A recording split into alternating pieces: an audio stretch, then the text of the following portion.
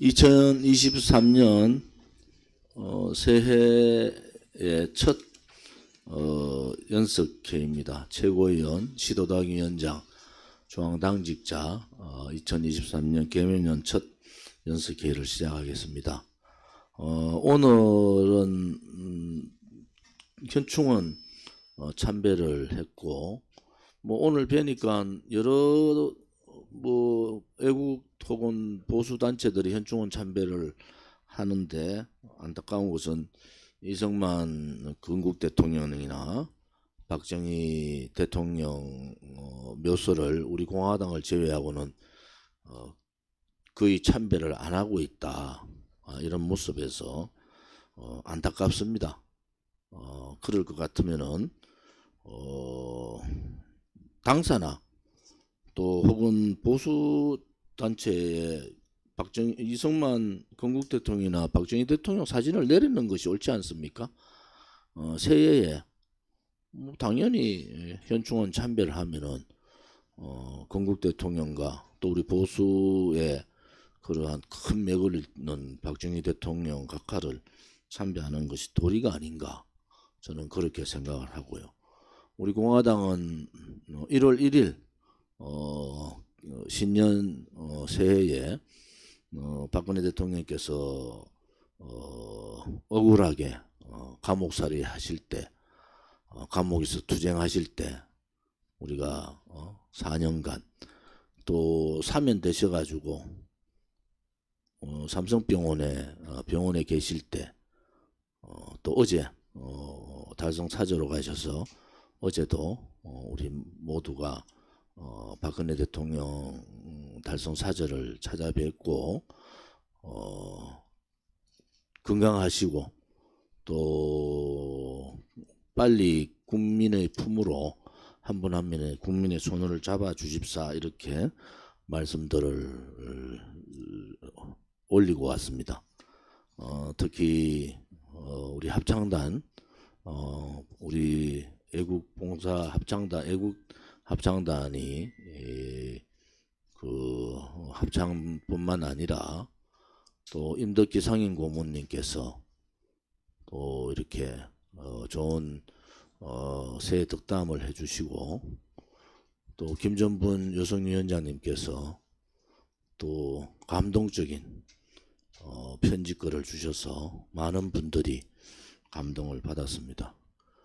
우리가 이렇게 처절하게 혹은 지금 우리 공화당에 많은 인식이 변화하고 있습니다. 요즘 윤석열 정부의 윤핵관들을 보니까 우리 공화당은 정말 가장 합리적인 보수구나, 이런 얘기들을 공공연하게 많이 합니다. 그것은 위대한 우리 공화당을 창당하고 그리고 이렇게 일으키고 지금까지 함께 해주신 위대한 당원들이 계셨고, 또 당원에 가입은 못하지만은 우리 공화당과 함께 뜻을 같이 하는 많은 애국 우파 국민들께서 저희들에 대해서 지원을 해주시고 또 믿어주신 데 대해서 이런 결과가 있습니다. 우리 공화당은 이제 대통령께서 나오셔서 1년이 되고 또 정권교체가 이루어지고, 또 그로 인해서 우리가 해야 될 여러 가지 일들이 굉장히 많다고 봅니다. 새로운 변화의 구심점을 가져가야 되고, 또 2024년 4월 10일 있을 4월 10일이죠. 10일 있을 국회의원 선거에서 많은 분들이 또 진출을 하고, 또 준비 과정이 1년 3개월이라 하지만은 실질적으로 1년이라고 보시면 됩니다. 올 2023년 한 해가 우리가 전력을 다해서 우리의 당의 모습을 갖추고 또 역량을 키우고 또 세도 늘리고 또 우리 공화당에 덮어 씌워졌던 여러 가지 프레임들도 걷어내고 거기에 당대표인 저도 앞장서겠습니다만은 우리 우리 시도당 위원장님들이나 또 중앙당직자 분들 또 우리 지도부를 이루고 있는 우리 최고위원님들이 좀 더 솔선수범해서 함께 해주기를 바랍니다. 2016년 그 겨울부터 보면은 이제 우리가 6년 차가 된 거예요. 6년간. 그것도 이제 만 6년이 여러분들이 아스팔트에서 투쟁을 했고 그 투쟁의 결과가 정권교체로 이루어졌다.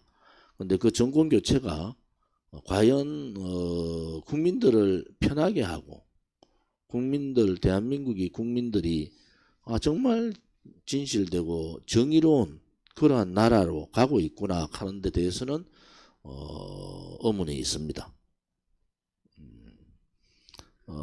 윤석열 대통령이 신년사에서 노동개혁, 교육개혁 그리고 이 연금개혁을 얘기했지만은 많은 국민들은 개혁 중에서 대부분 노동개혁보다도 훨씬 많은 배에 가까운 국민들이 정치를 개혁하라는 겁니다. 정치. 지금 대한민국의 정치는 어디로 가고 있는가? 과연 여당인 국민의힘과 야당인 더불어민주당이 국민들이 바라는 그러한 대한민국을 만드는 그런 정치를 하고 있는가? 그렇지 않으면은 우리 국민들이 우려하는 자기들끼리의 정치를 하는가? 이렇게 저는 보고 있습니다. 여러분들이 생각은 어떠신지 저는 사실 좀 궁금합니다. 정치개혁의 핵심은 정치인들이 얘기하는 국민의 눈높이로 가야 된다는 거잖아요. 지금까지 국민의 눈높이는 지금의 윤석열 정부의 국민의힘이나 윤석열 정부나 더불어민주당이나 과연 그들이 국민의 눈높이에 가고 있는가 하는 것은 아니라고 봅니다. 정치개혁의 핵심은요. 무능무책임, 부패 이 3대 과제를 척결하는 겁니다. 그 3대 과제를 척결하려면 양당 정치를 버티고 있는 악법을 개혁해야 됩니다. 양당 정치의 선거법이나 정치자금법이나 여러 가지 면에서 양당 정치를 벗어나지 못하는 그러한 여러 가지 악법 타파를 해야 된다. 두 번째는 악행. 정치인이 왜 부정부패와 연루되어 있는가? 부정부패하지 않은 우리 당을 이탈했던 사람들도 그런 얘기 하더라고요. 정치인들은 다 부정부패하는 거 아닌가? 그러니까 조원진도 그렇게 보는 것 같아요. 착각입니다. 부정부패 이 악행들을 끊어내야 됩니다. 그 다음에 악습. 정치권이 가지고 있는 또 국회의원들이 가지고 있는 특권 내려놓기. 이 간섭화되어 있는 악습인 이 특권을 철폐하고 특권 없는 그러한 정치인들이 돼야 되지 않느냐. 그것이 국민이 바라는 개혁의 천하제일 개혁이 바로 정치개혁이다. 정치개혁을 하지 않고 노동개혁, 교육개혁, 연금개혁 힘듭니다.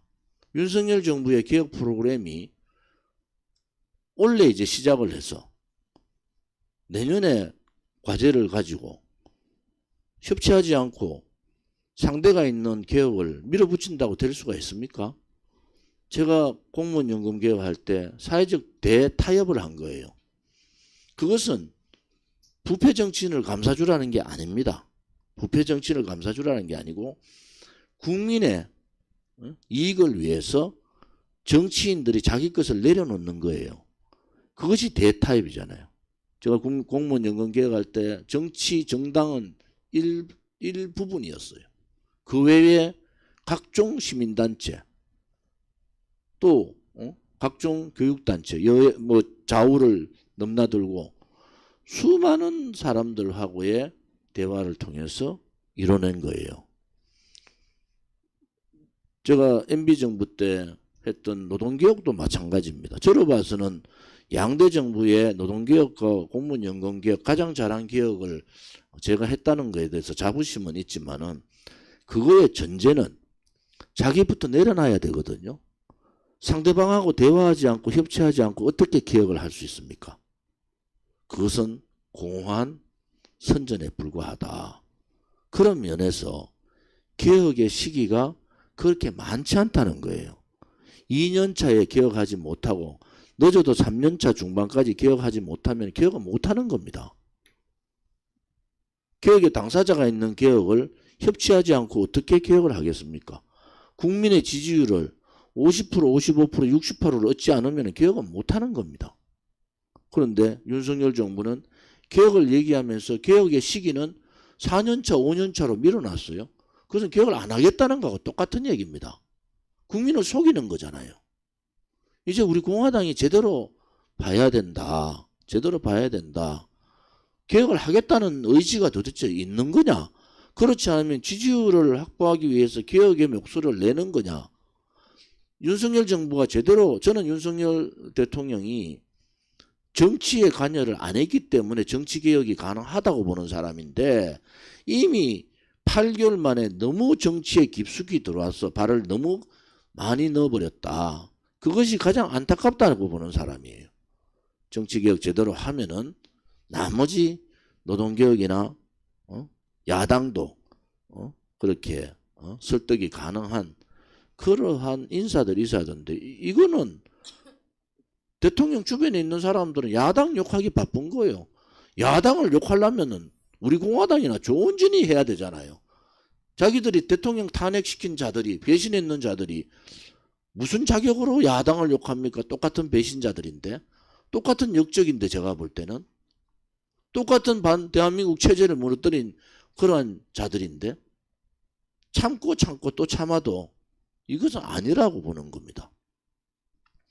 오늘 조선일보하고 윤석열 대통령이 단독 대담한 것이 실렸죠. 중요한 거는 중대 선거구제 얘기를 했어요. 여러분들 이제 이 방송을 보는 분들이 잘 아셔야 됩니다. 그 전에 김종인 전 비대위원장이 했던 그 그림으로 가는 겁니다. 그 그림으로 가는 거예요. 이혼집정부제, 소위 말하는 민주 이혼집정부제, 그런 그림으로 가는 겁니다. 그것은 뭐냐면요, 중대선거구제 자체가 나쁘다는 건 아니에요. 그것은 다양한 목소리를 받을 수는 있는데 그것이 이번 국회의원 선거에서 만약에 국민의힘이 여소야대 극복을 못하는 사태가 되면은 바로 내각제로 갑니다. 그것이 중대선거구제를 요구하는 거예요. 그런데 중대선거구제 더불어민주당이 해봤더니 20석 가까이가 준다는 거예요. 자기 의석이. 그래서 더불어민주당이 딜레마에 빠졌답니다. 지금 자기들이 조사해 보니까 중대선거구제 했을 때 자기들의 의석 자체가 한 20석이 줄어든다. 그래서 딜레마에 빠지는데 오늘 아침에 제가 방송에서 얘기했다시피 정치에 주고받을 것이 너무 많은 거예요. 하나는 부패의 고리를 끊어야 된다는 정치개혁의 대상이, 물론 국민의힘도 대상이지만은 더불어민주당이 여론조사에서 63%가 현재 국회의원을 교체해달라는 거잖아요. 그 다음에 55% 가까이가 국민의힘 현재 국회의원들을 교체해달라는 거예요. 그러니까 60% 이상의 국민들이 현재 국회의원들을 교체해달라는 거거든요.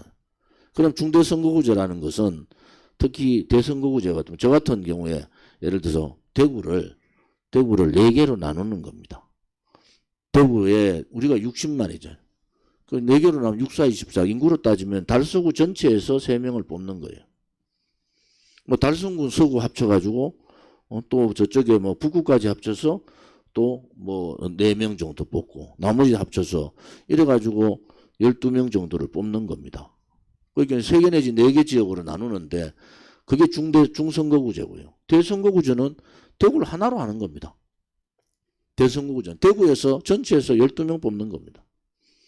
지금 김진표 국회의장이 내각제 파잖아요. 유승민 의원의 행동도 잘 지켜봐야 됩니다.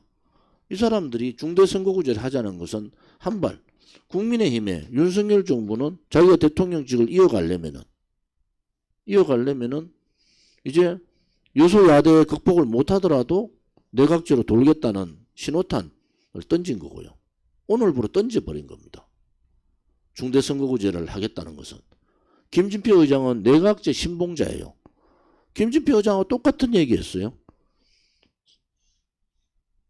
중대선거구제 가겠다는 거예요.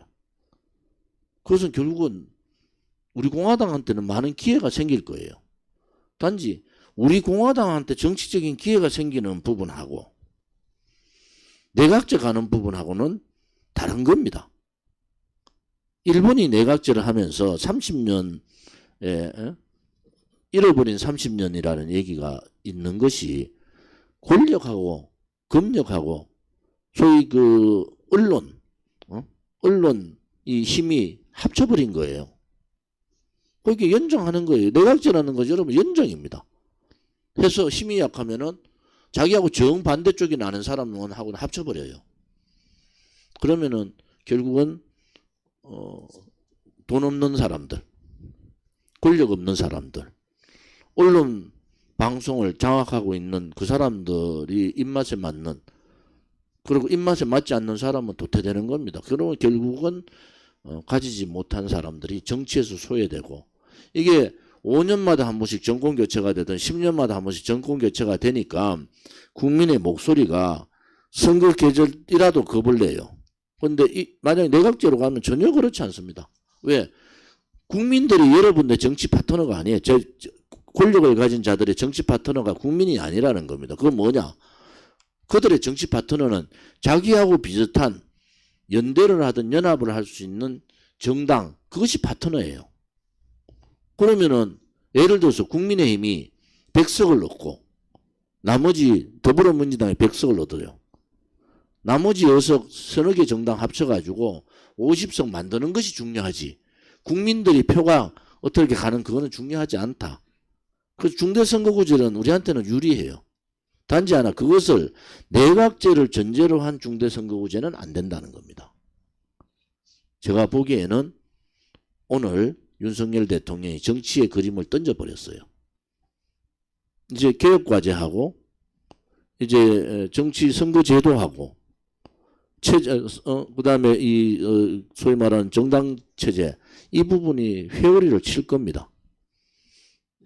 그리고 올 3, 4월 되면은 이제 뭐 오늘 제가 말씀드린 대로 이재명의 민주당이 아니라 민주당의 이재명, 거의 민주당 하나의 이재명으로 갈 가능성이 높다. 그러면은 정치군들끼리 주고받는다. 박근혜 대통령을 배신했던 세력들이 왜 내각제 세력들이고, 또 새누리당에서 돈을 가진 1등부터 10등이 왜 나갔을까? 또 저아버지 국회의원 했던 사람들 다 나갔습니다. 박근혜 대통령 안 당하더라도 당에 있으면서 박근혜 대통령의 탄핵을 이끌었던 그런 사람들, 그 사람들은 다 학교 재벌이든 돈을 가진 사람이든 기득권을 가진 사람들이었어요. 쉽게 제가 설명을 드린 겁니다. 그래서 여러분들이 지금 정치판이 흘러가는 부분들을 우리가 잘 예의주시해보자, 그런 생각을 가집니다. 오늘 2024년 1월 2일 날 우리가 이제 시무식을 가지고 1월 7일 날 우리 주요 당직자, 소위 당대표 최고위원, 그 다음에 시도당 위원장, 그리고 시도당의 실무자, 그리고 중앙당직자 연수가 1박 2일로 7일 날 집회를 마치고 연수를 합니다. 1월 7일 날 12시에 서울역 2023년 첫 태극기 집회를 서울역에서 하고 용산까지 행진을 하고, 용산에서 늦어도 오후 5시에는 아마 마칠 겁니다. 그래서 많은 분들이 와주시기를 바라고요. 오늘도 제가 재재판 문제라서 뭐 잠시 들렀다가 잠깐 격려만 하고 왔습니다만은 1월 12일 날 재판이 2시이기 때문에 1월 12일 날 12시에 법원 앞에 서초동 법원 앞에서 집회를 갖습니다. 추운 날씨에 추위를 아랑곳하지 않고 홍보관을 운영해 주시고 또 탄원서를 내주시는 동지들과 자유우파 국민들께 감사를 드립니다. 시도당마다 차이는 있지만은 홍보관은 해야 됩니다. 여러분들이 홍보관을 통해서 지금 이미 100명 이상의 책임당원 확보가 된 거잖아요. 그러면 각 시도당에 힘들더라도 힘들 때는 중앙당에 또 중앙에 있는 시민단체들이 있으니까 연대를 하세요. 각 시도당이 연대를 해서 홍보관 운영을 제대로 할 수 있기를 바랍니다.